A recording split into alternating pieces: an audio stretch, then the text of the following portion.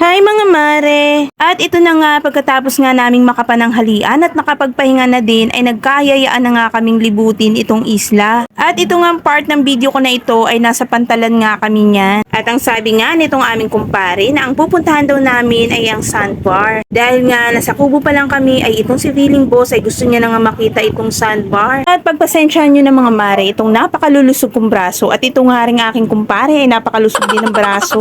Hindi nga halata ng mga hampas lupa kami dahil sa aming mga malulusog na braso. At ayan na nga, sobra ko na nga na-enjoy itong paglalakad sa may buhangin. At sa nakikita nyo nga naman ay nakapaan na nga ako. At ito nga si Feeling Boss ay feeling vlogger na nga din ng mga oras na yan. Kita nyo naman, siya na nga ang nagbi-video. At sobrang nai-enjoy na nga din niya mga mare itong paglalakad namin sa may buhangin. Panoorin nyo po hanggang dulo dahil napakaganda ng makikita nyong tanawin. Lalong-lalo na ang napakapino ng mga buhangin. At habang naglalakad nga kami niyan papunta dun sa may sandbar ay sobrang nga ang saya namin. At kapag nga maganda ang area na nadadaanan namin ay for the picture nga ang mga person. Syempre, papalagpasin mo pa ba? Isa nga din yan sa mga dahilan kung bakit tayo pumupunta sa mga ganitong isla. At ito nga si Feeling Boss ay masyado na nga na-expose dito sa aking video. Pag hindi pa tayo nag-trending yan ay ewan ko na lang sa'yo. At ayan na nga mga mare, napapaturn around nga ako dito sa ganda ng isla. At kung makikita nyo nga ay kami nga lang apat ang tao dyan. At ang masasabi ko nga sa isla na ito ay isang paraiso.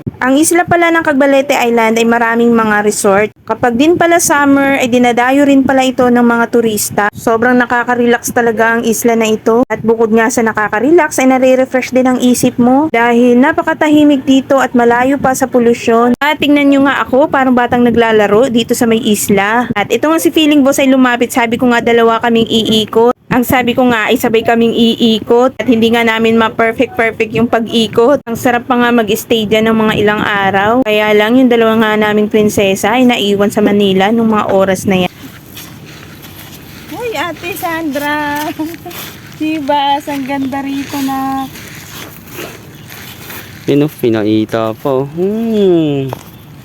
O di ba mga mare, yung isip ko nung mga time na yan ay nasa dalawa kong prinsesa. Kaya sabi ko nga, pagbalik namin dyan, isasama talaga namin sila. At ito na nga mga mare yung sandbar. Sobrang nakaka-amaze, napakapino ng buhangin at napakaputi. Kaya dali-dali nga akong naglatag at dito nga ako magpapapicture. At buti nga itong si Feeling Boss ay magaling kumuha ng picture. Kaya lahat nga ng picture na kinuha niya sa akin ay pwedeng pang profile. Nung siya nga ang pinipicturan ko mga mare, baldug-baldug nga yung pagkuha ko. At ayan nga, napakainit nga ng mga oras na yan dahil 4 PM nga yan. Pero hindi ko iniintindihan mga mare. Basta nag-i-enjoy nga kami dito sa may sandbar. At ito nga, kumuha nga kami ng ganitong videos, pang reels. Ang ganda nga ng kinalabasan niyan mga mare nung pinost ko sa may reel. Kung makikita nyo nga, napakaganda talaga niya mga mare. At sobrang na-enjoy talaga namin itong pagpunta namin dito sa may Cagbalete Island. At ito pa nga yung sobrang na-amaze ako dahil napakalinaw ng tubig ng dagat. Kaya ang masasabi ko lang sa aking kumare at kumpare, sobrang salamat sa inyo.